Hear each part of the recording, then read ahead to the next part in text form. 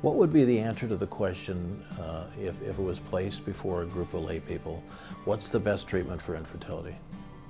Oh, I guess it'd be in vitro fertilization, IVF.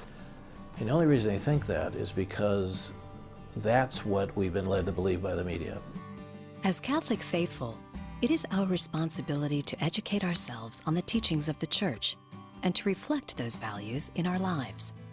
If you're struggling with infertility, the Church would certainly say to pray about it, right? To ask God to give you wisdom and insight on how to deal with this.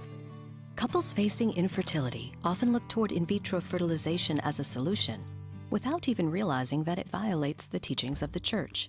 Sexual activity, from the perspective of the Catholic Church, should be between a man and a woman, and there should be unitive and procreative aspects to that. And that is really the only way that procreation should occur. The IVF, though, again, in a sense, takes it outside of marriage. It says we're willing to buy sperm, we're willing to buy egg, we're going to hire a technician. And it's not an overflow of this love. Instead, it's a commercial product with a technician involved.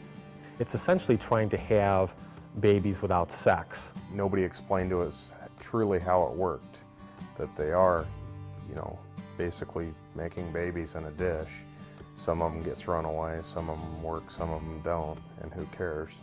Now write us a check.